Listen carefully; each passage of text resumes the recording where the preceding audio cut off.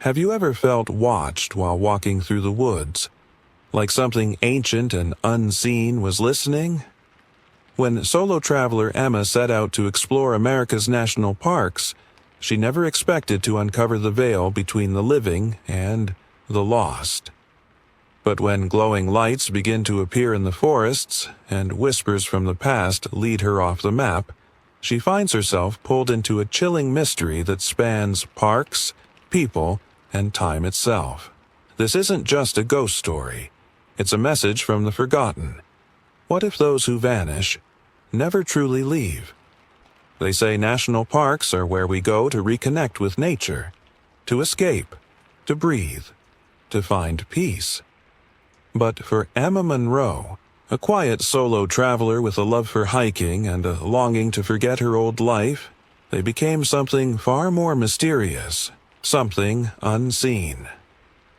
In Ghosts at National Parks, Emma's peaceful road trip transforms into a suspenseful journey through the eerie, forgotten edges of America's wildest places. It all begins with a flicker of blue light in Zion, a soft, pulsing glow that draws her deep into a part of the forest no map dares mark. What follows is a trail of unspoken secrets, ancient symbols, missing hikers, and ghostly figures who seem to be trying to tell her something. As she travels from park to park, Glacier, Yellowstone, Yosemite, Rainier, Denali, the lights return. So do the whispers. Faces of the missing appear in places they shouldn't. Emma discovers she's been chosen not just to witness the unexplainable, but to remember it. Because these aren't just haunting spirits, they are messages. And the veil between their world and ours is growing thin. This isn't a horror tale full of jump scares. It's something quieter, deeper, and far more chilling. It's about places that remember, about souls that refuse to be forgotten, and it's a story you won't be able to shake once you've heard it. Emma Monroe had always believed that the best way to heal a tired soul was to lose it in the wild. That was why, after the year she'd just had, she packed her little gray Subaru with a sleeping bag, a battered old tent, her trusted Canon camera, and a stack of dog-eared maps. No schedule, no hotel bookings, no expectations, just her and the road. She had quit her job 2 months earlier, burnt out, disillusioned, and quietly heartbroken. It wasn't just the stress or the long hours or even the breakup that came out of nowhere. It was everything all at once. Emma needed a reset. A space untouched by city noise and screens and people asking her if she was doing okay. So she mapped out a route through 5 of America's most hauntingly beautiful national parks, hoping nature might offer her something she couldn't find. In therapy or late-night reruns, Zion was her first stop. The drive into the park felt like stepping into another world. Towering cliffs of red and orange sandstone glowed in the late afternoon sun. The sky stretched endlessly overhead, soft and blue and weightless like a breath she hadn't taken in months. Jagged peaks loomed on both sides of the narrow road, their shadows long and slow-moving. Emma rolled down her window and let the dry, pine-scented air fill her lungs. She reached the south campground just before sunset. The ranger at the gate had an easy smile but tired eyes. "Be sure to stay on the trails," he said, handing her a map. "We've had unusual activity reported near some of the less-traveled paths. Lights, sounds. A couple of folks got turned around and never checked back in." Emma blinked. Missing.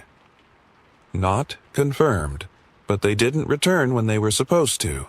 Still under investigation. The ranger gave her a look that was both cautionary and dismissive, like he had said the same words too many times before and still didn't believe them himself. She nodded and drove on, parking in a quiet corner near a cluster of pinyon pines. Her campsite was simple.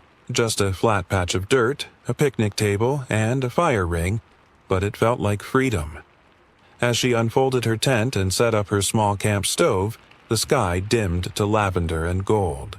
The cliffs around her turned dusky red, shadows pooling at their feet like secrets gathering in the corners of a forgotten room. Emma made tea and sat on the picnic table, sipping slowly, watching as the stars began to emerge one by one. There was a kind of hush here, a stillness so deep it felt sacred. The occasional crunch of footsteps from other campers or the faint chirp of a cricket only made the silence more profound. She took out her camera and snapped a few shots of the horizon. The image preview glowed briefly on the screen, revealing something strange. A faint smudge of light near the edge of the frame. She squinted at it, adjusted her lens, and took another photo. This time, nothing. Just cliffs, trees, twilight. Probably lens flare, she muttered, brushing it off. But even as she zipped herself into her sleeping bag later that night, she kept thinking about it. That smear of light. The way it had almost looked like it was moving. The wind whispered through the trees as she closed her eyes. She didn't know it yet, but this was only the beginning. Something ancient had noticed her, and it had been waiting a long time. The morning sun filtered through the mesh of Emma's tent like soft gold. She awoke to the rustle of dry leaves and the distant sound of water trickling somewhere through the canyon. For a moment she forgot where she was, then remembered and smiled. This was exactly what she had come for. Silence, simplicity, and the vastness of the wild. She brewed coffee over her camp stove, savoring the bitter warmth as she checked her map. Today's plan was to hike a mid-level trail called Watchman's Loop, well-marked, popular, safe, just enough challenge to stretch her legs and clear her mind. She packed light, water bottle, snacks, camera, and the charm the old ranger had given her the night before. She wasn't superstitious, but it was oddly comforting, a little token to keep her grounded. By late morning, she was walking beneath high canyon walls, her boots crunching on gravel, her breath slow and steady. Sunlight spilled down in beams, catching on the red rocks and making them glow as if lit from within. Lizards darted across her path. Birds circled high above, their shadows gliding silently over the earth. She had the trail mostly to herself. Every so often a lone hiker passed by with a nod or a quiet "morning," but mostly it was just Emma and the canyon. Hours slipped by. Her thoughts drifted, unhurried. It was one of the first times in months that she wasn't thinking about work, or what she'd lost, or what might come next. Then, as she rounded a bend near a narrow ridge, she saw something that made her stop mid-step. It was just past a cluster of juniper trees, half hidden by the angle of the trail, a flicker of pale blue light. Not sunlight, not a camera glare, not a trick of the eyes. It hovered just above the ground, still, steady, almost like it was waiting. Emma stared, heart thudding gently. It wasn't glowing bright like a flashlight. It pulsed softly, like it was breathing. For a moment, she thought maybe someone had dropped an LED lantern or a phone, but the light didn't behave like any device she'd seen. She took a cautious step forward. The light retreated, just a little, further into the trees. Then stopped, again. It was luring her. She looked down at the trail beneath her feet, then at the map. The path was clear and straightforward. The blue light, however, was off to the side, into the unmarked woods where the lines on the map faded into white space. Emma hesitated. This was the kind of moment that people in horror stories never made it past. The ones where the audience yelled, "Don't go in there!" But something about the light felt familiar. Not threatening. Not exactly, but curious. Maybe even sad. She took another step toward it. A twig snapped behind her. Emma spun around, startled, and found herself face to face with an older man. Lean, weathered, wearing a wide-brimmed hat and a vest with a faded National Park volunteer patch stitched to the chest. "You saw it, didn't you?" he asked, voice low and steady. Emma blinked. "What? That light?" He stepped beside her and looked in the same direction. The blue glow had disappeared. "They always vanish when I show up," he muttered, almost to himself. "Smart little things." Emma frowned. "You mean you've seen them before?" He nodded. "Plenty of times, always in that same spot, near the old river bend where the trail used to run before it was closed off. They started appearing about a year ago. Strange lights, sounds. Then people began to wander off the paths.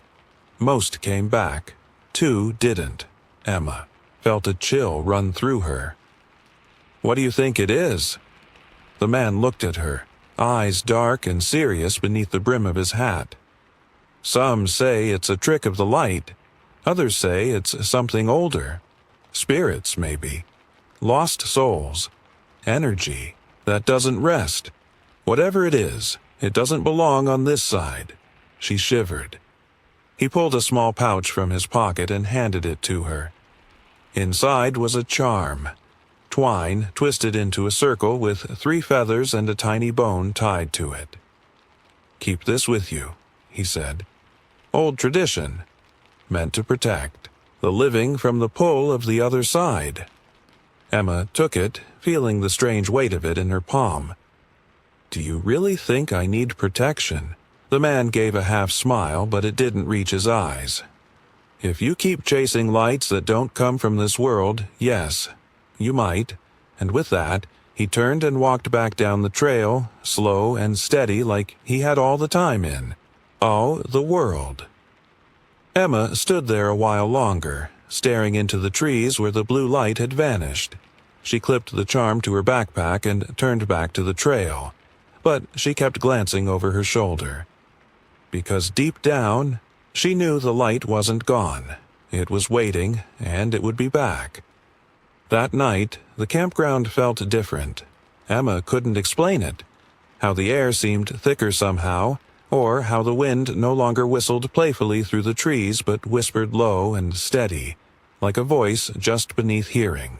The moon rose full and bright over the red cliffs, casting long warped shadows that twitched when they shouldn't.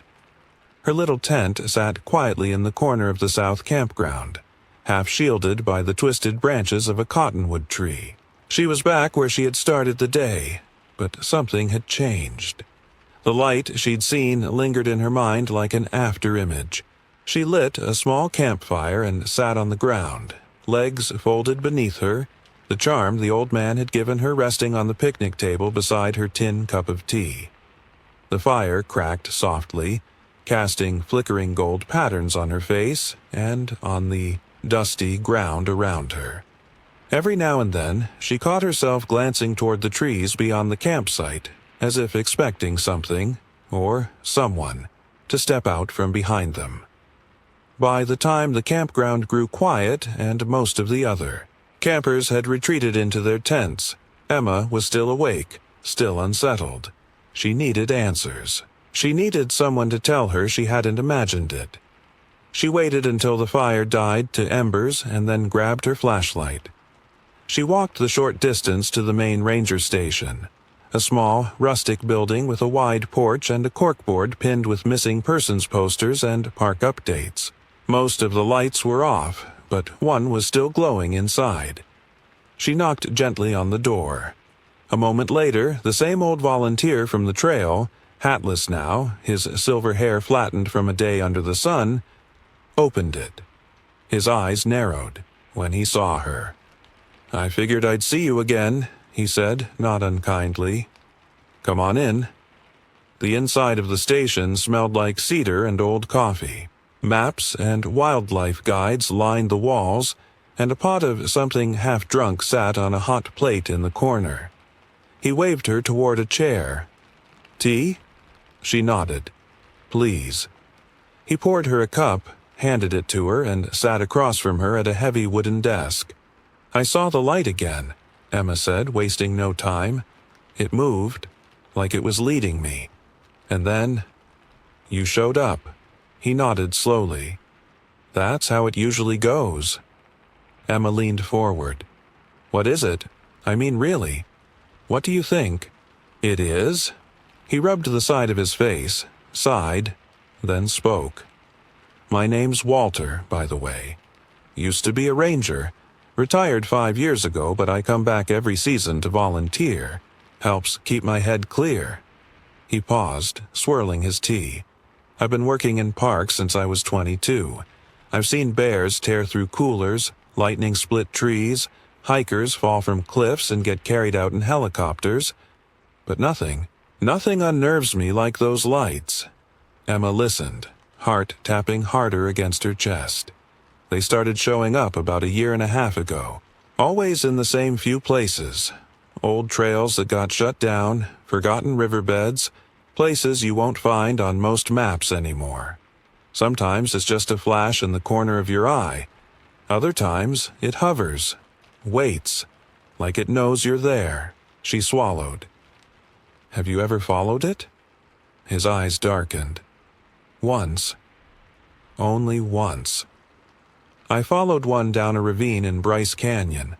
Lost the trail after 5 minutes. The light stayed just far enough ahead to keep me chasing. It led me to a cave. Small, tight, barely a crawl space. Inside were old carvings, symbols I couldn't recognize. When I turned to leave, I heard someone whisper my name. Emma's skin prickled. Was anyone there? No. He shook his head. At least, not anyone I could see.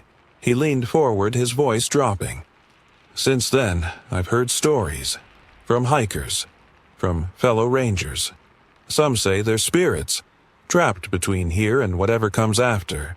Others think it's the land itself, alive in ways we don't understand. These parks, Emma, they're ancient, not just in years, but in memory. People lived and died here long before we put up signs and opened gift shops. She clutched the charm he'd given her. Why give me this? It's an old tradition from the native tribes that once called this place home, meant to keep you tethered. The lights, if they are spirits, they're not evil, but they're lost, lonely, and sometimes they pull too hard. Emma took a shaky breath, her mind spinning with questions. Why me? Why did I see it? Walter looked at her for a long time, studying her face like he was trying to find something hidden in it. I think some people are just more open, sensitive. Maybe it's grief. Maybe it's curiosity. Maybe you're the kind of person they think might listen. Silence settled between them like dust. Then he said, almost as an afterthought, if you see it again, don't follow it, not all the way. Emma nodded slowly, but inside, she knew she would. Something about the light wasn't just calling. To her, it was waiting for her. The next morning, Zion was wrapped in fog. A thin, ghostly mist clung to the canyon floor, swirling in the low valleys like a living thing. Emma stood at the edge of her campsite with her hood pulled up, sipping coffee and watching the trees sway ever so slightly in the breeze. The usual early morning chatter from nearby campers was strangely absent. The silence hung heavier than usual, as if the park itself were holding its breath. She hadn't slept well. The dream had come again, the one she hadn't told anyone about. Blue lights floating just out of reach, a voice calling her name. Only it wasn't quite her name. It was something older, something unfamiliar, like her soul had a name she'd forgotten. She woke with her heart pounding and the image of a dark cave still etched behind her eyes. Walter's warnings echoed in her head, but so did the feeling of being chosen. She wasn't just witnessing something strange, she was being invited into it. After packing a day bag, she took out her map and spread it across the picnic table. Watchman's Loop was circled in pencil, but her eyes wandered to a faded line. an old trail that had been closed for years. There were no signs pointing to it, no visitor guides that mentioned it, but Emma had seen it with her own eyes yesterday, the overgrown split just past the bend, where the light had first appeared. She folded the map and tucked it away. Today, she wasn't following any marked trail. By late morning, the fog had lifted slightly, though the trees still dripped with dew. Emma hiked quickly along the Watchman Trail until she reached the spot, just as she remembered it. A narrow, barely visible path curved away from the main trail, marked only by a broken wooden post half swallowed by ivy. It felt like the kind of place that wanted to be forgotten. She stepped off the trail. The temperature dropped immediately. The sun, so bright and warm minutes before, faded behind a curtain of gray cloud. The forest here was different, quieter, older. The trees were taller, their trunks darker, their bark gnarled and cracked. Vines looped like veins through the undergrowth, and moss clung to every stone. Emma moved carefully, stepping over fallen branches and ducking beneath low-hanging limbs. Her boots crunched on damp leaves that hadn't seen sunlight in a long time. After about 20 minutes, she came to a dry creek bed.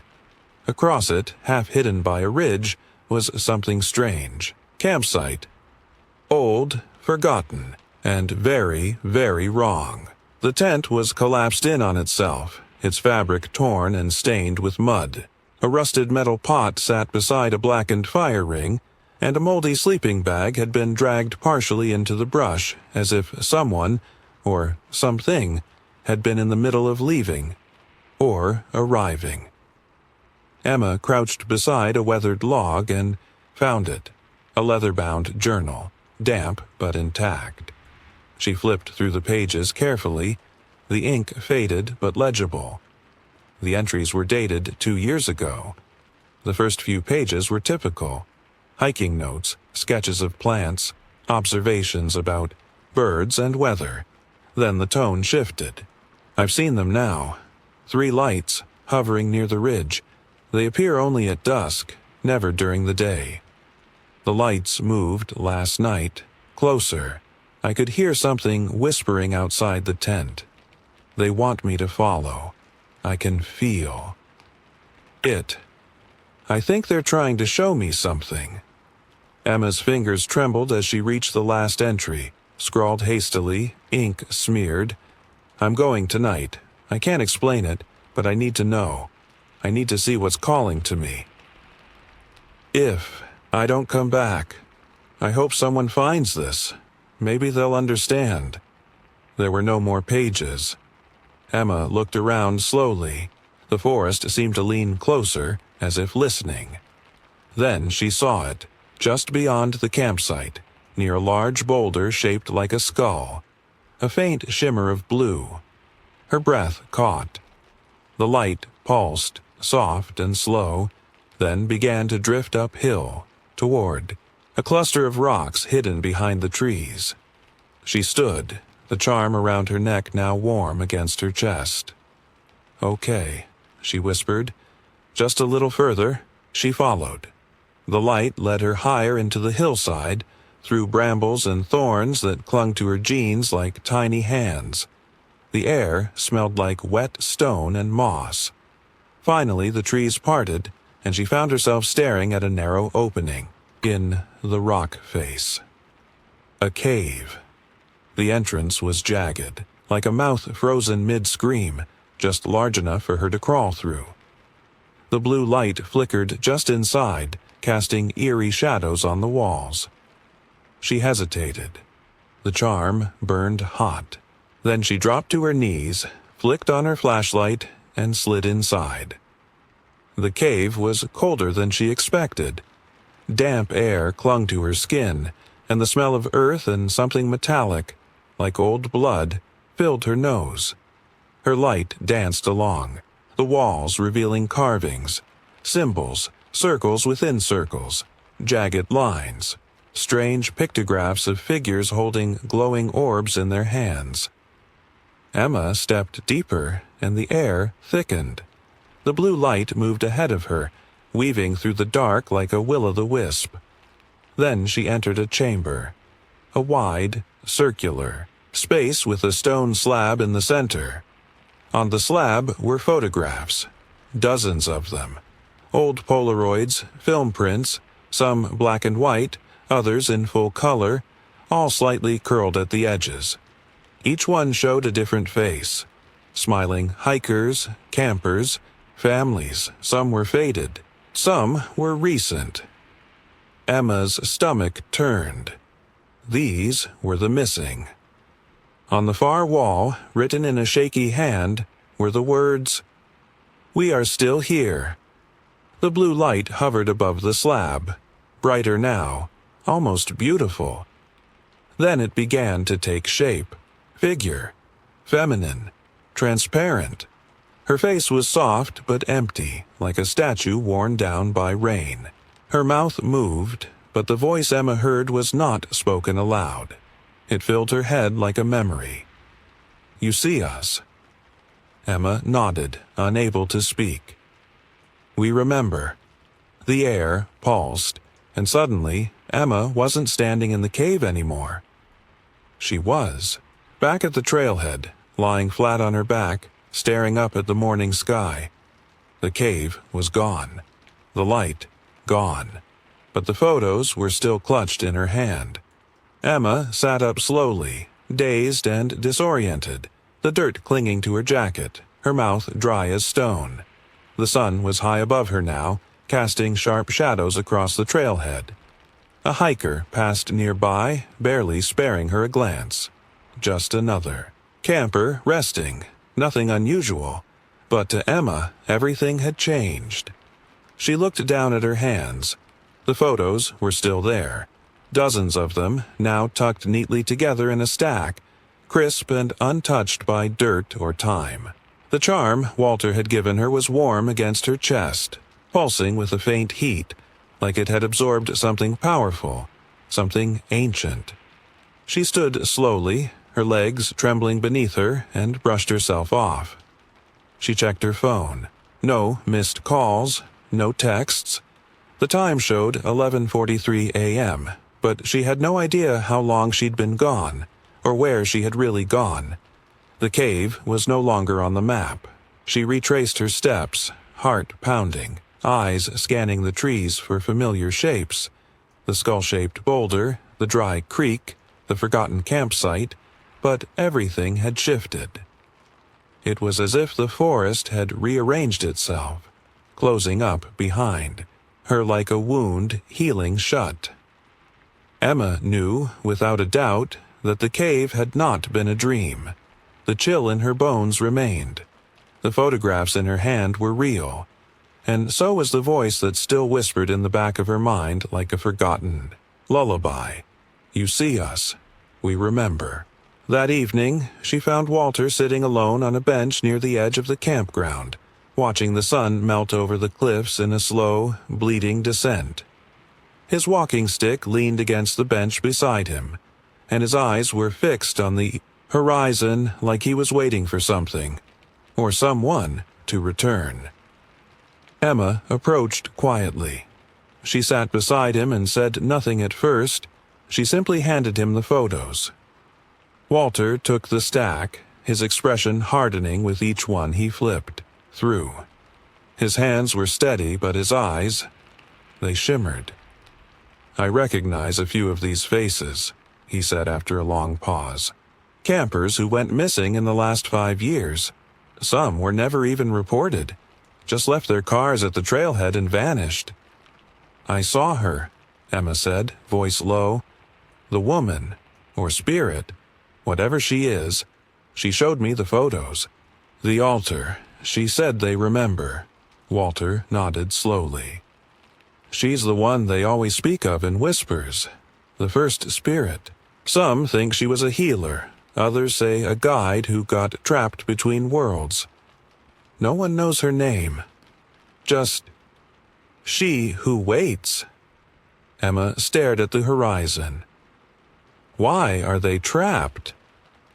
"No one's certain," he said. "There are theories. Unmarked. Graves, ancient boundaries crossed, sacred spaces disturbed. But sometimes, I wonder if it's something simpler." He turned to look at her. What if they stayed because no one remembered them? Because no one saw them? Emma felt a chill ripple across her skin. "They're not trying to hurt anyone," she whispered. "They're trying to be found." Walter gave a slow nod. "That's what I believe too." That night, Emma built a fire at her campsite, not for warmth, but for ritual. She arranged the photographs in a careful circle, placing a stone on each to keep them from blowing away. Then she placed the charm in the center. The wind was still. The stars blinked into view, one by one, high above the canyon walls. The fire crackled gently, a heartbeat in the silence. Emma closed her eyes and whispered each name she could find. Written, in tiny letters on the backs of some photos, carved into the corners. Then, from the darkness, the lights returned. This time, there were many. Not just one or two, but dozens of pale blue orbs drifting through the trees. Some were low to the ground. Others hovered high above. They circled her slowly, calmly, like they were watching her, waiting. Emma didn't run. She stood slowly, arms at her sides, and said, "I see you." The lights pulsed once in reply. Then they began to rise, up and up, dispersing like mist caught in moonlight. And for the first time, Emma didn't feel afraid. She felt understood. She left Zion the next morning. No fanfare, no headlines, just a packed car, a camera full of untouched photos, and a journal with pages she could barely bring herself to write on. But she knew something now, something most people would never believe, that the veil between worlds is thinner in places forgotten by time. And sometimes the dead do not rest because we have forgotten how to remember them. Emma wasn't done. She couldn't be.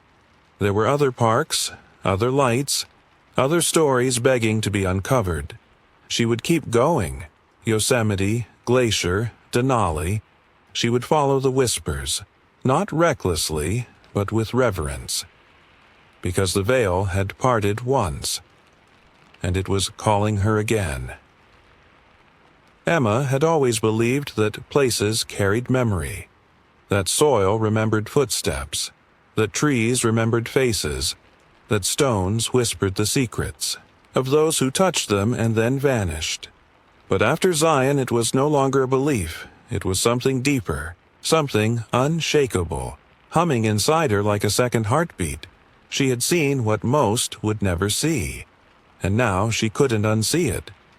When she drove out of Zion National Park, the desert wind tugging at her windows, the weight of the photos. Tucked inside her backpack, she thought she would feel relief. But what settled over her wasn't peace. It was something stranger, a feeling that she was now part of something much older than herself. The veil hadn't just lifted, it had opened, and it had followed her. Back home in Salt Lake City, nothing felt the same. The buzz of traffic, the glare of streetlights, the hum of electricity. It all seemed artificial now, like she was living in a stage set built too quickly. Her apartment, once a sanctuary, felt too quiet in the wrong way. The shadows there didn't move, but they seemed to listen. She couldn't ignore the changes in herself either. She started waking up at 3:17 a.m. every morning. Always that exact time. Sometimes she'd hear her name whispered in the silence before she was fully awake. Not in a dream. Not in her own voice, but in that same soft tone the ghost woman had used in the cave. "You see us." Emma found herself scanning crowds for faces she didn't recognize but somehow knew. Strangers would glance at her like they'd seen her before. Electronics flickered when she passed. Her camera, reliable as gravity, began to glitch randomly, capturing frames she hadn't taken, blurred lights, shadowy outlines, sometimes symbols. Then, one evening, she received an email from an unfamiliar sender. Subject line: "You're not alone." Inside was a single sentence: "I saw the lights too, in Glacier. Thought I was losing my mind until I found your post." Attached was a photograph. Blurry but unmistakable. 3 pale orbs floating over a frozen ridge, casting no shadow, giving no light to the ground. That was when she realized this wasn't a one-time event. This wasn't just Zion. The veil was thin everywhere, and others were beginning to see through it too. A few days later, Emma returned to Zion. She hadn't planned to, but something about the call, the pull, grew too strong to ignore. It wasn't just curiosity now. It was responsibility, the kind that pressed on your shoulders and wouldn't let go. She drove through the gates just before sunset, the familiar cliffs glowing with that strange, holy red. As she passed the visitor center, she noticed the corkboard had changed. New posters, new names, 2 more missing hikers. She felt the charm beneath her shirt grow warm. Walter was still there, sitting in the same place on the same bench near the south ridge, staring into the fading light like someone waiting for a ship that never docked. "You came back," he said without looking at her. "I had to." He finally turned his head, the corners of his mouth lifting in a tired smile. "They don't let go, do they?" "No," she said, "and I'm not sure I want them to." He patted the bench beside him. She sat.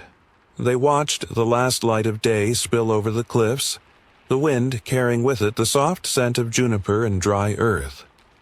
For a long while, neither of them spoke.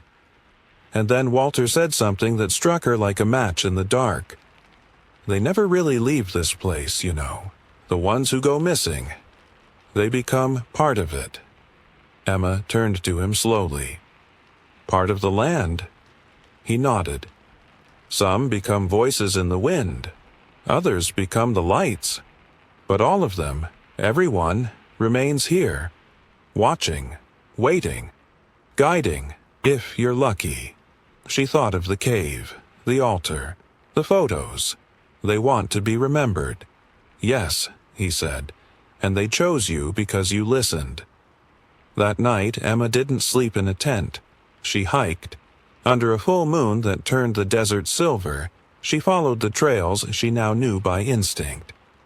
She passed through the old riverbed, over the dry creek, back toward the place where the veil first lifted. This time, she didn't find a cave. Instead, the blue lights found her. They shimmered to life slowly. One, then another, then a dozen, dancing between the trees like slow-moving fireflies. But they weren't random. They were forming a path, and Emma followed. They led her up to a narrow cliff that overlooked the entire canyon. Below, the world was painted in silver and shadow, vast and empty and beautiful beyond comprehension.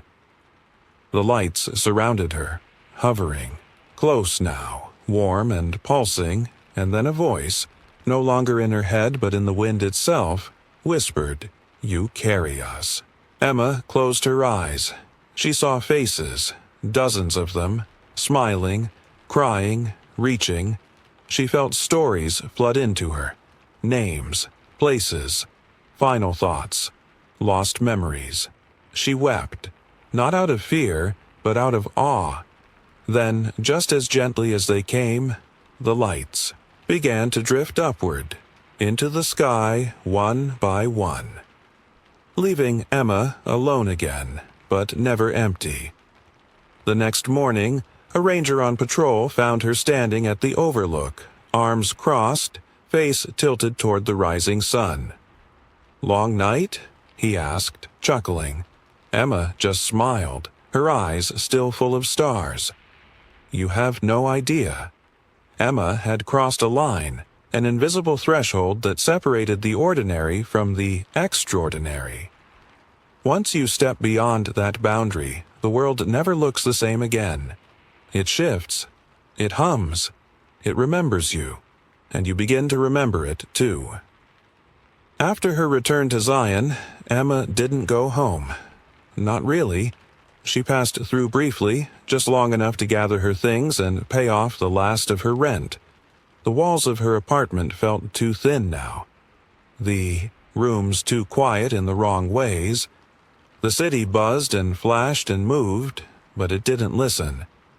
The earth beneath her feet felt mute, and the wind carried no messages. So she left. This time, with intention. Not just a hike, not just to heal, but to find. She mapped a new route: Glacier National Park, Yellowstone, Yosemite, Mount Rainier, and finally Denali, each one older than the last, each one wrapped in its own veil of fog and mystery. Not the kind of trip you read about in glossy travel blogs. This was something else entirely. Emma was no longer a tourist. She was a seeker. Glacier National Park was her first stop. The land there felt ancient in a different way, colder, sharper. The mountains loomed like sleeping gods, their jagged teeth catching the clouds. Snow still clung to the higher paths even in summer, and the forests whispered not in dry rattles but in soft, icy murmurs. It didn't take long for the lights to find her. She was hiking near Avalanche Lake when the temperature dropped without warning. Her breath steamed in front of her face, though the forecast had promised warm sun.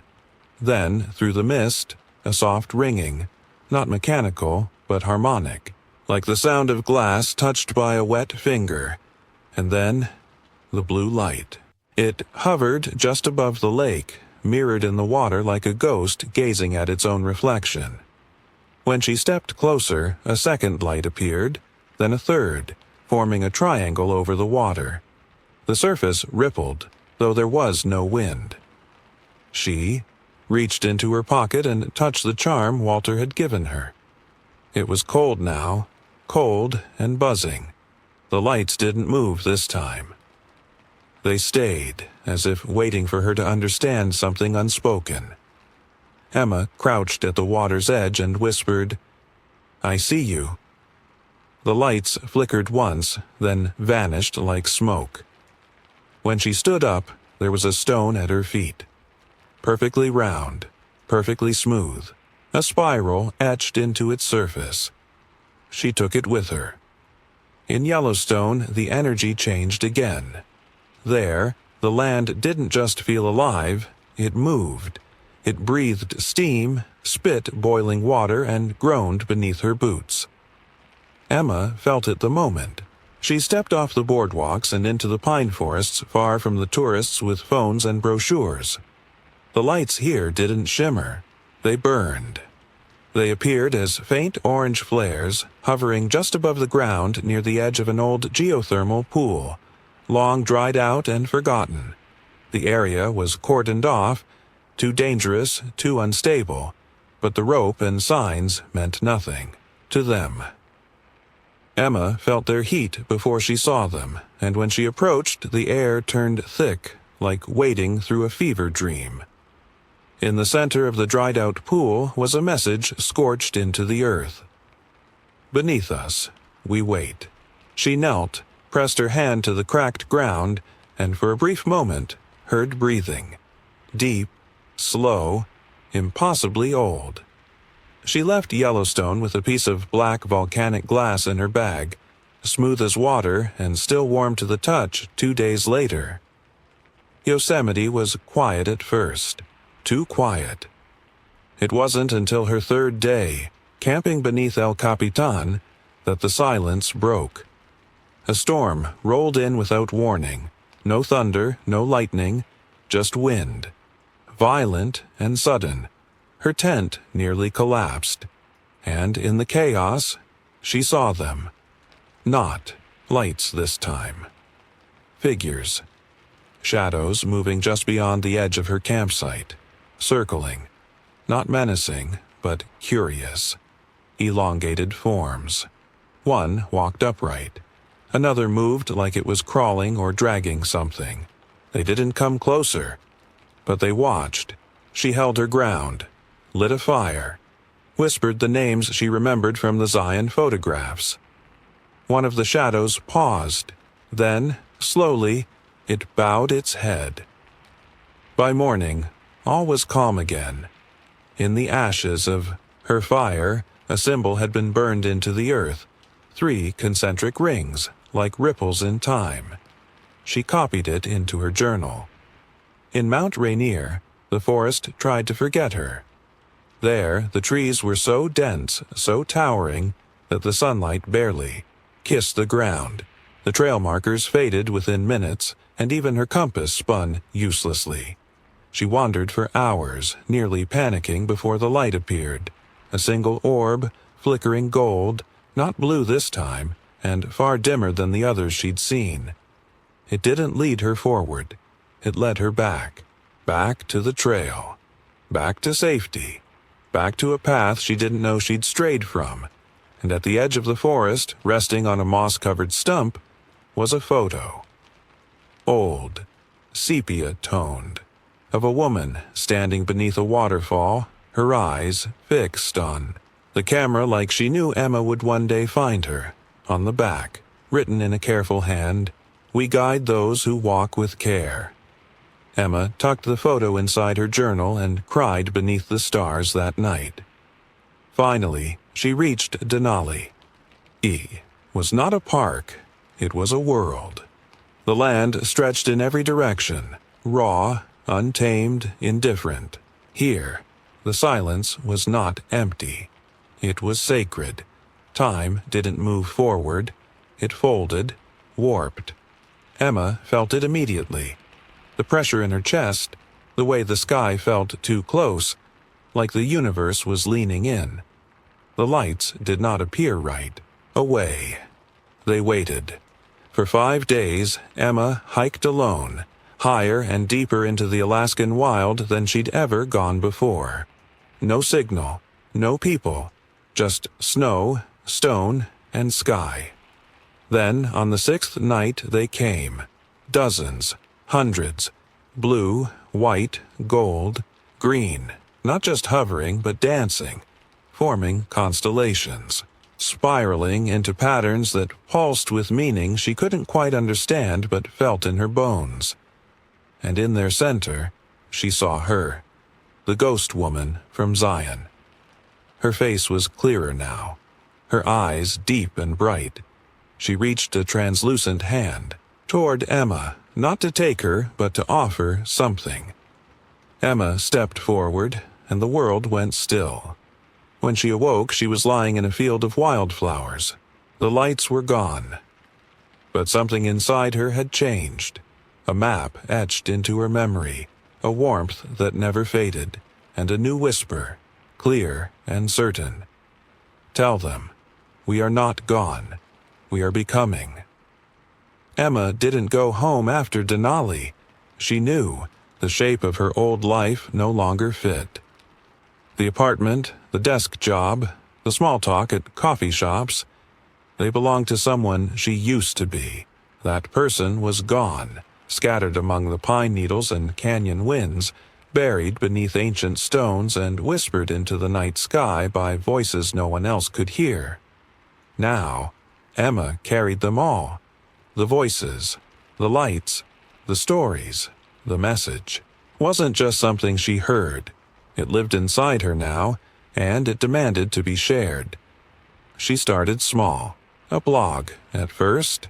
Just words, hiker tales, ghost encounters, bits of folklore stitched between photographs and trail notes. She never claimed to be a medium, never called it paranormal. She simply told the truth as it happened to her, with reverence, honesty, and curiosity. I don't know what I saw, but I know I wasn't alone. Some places remember, and some of them speak. People laughed at first, but then they started to write back. Messages poured in. Quiet at first, private, tentative. I saw them too, in Shenandoah just before my friend disappeared. There's a light that dances in the trees near my grandfather's cabin. I thought I was crazy. I've been carrying a photo for years. I found it at the base of a waterfall in Oregon. I never knew who she was, until I saw her in your post. Emma, read every single one. She created a section on her site called The Remembering. It was a digital altar filled with names, sightings, drawings, and stories.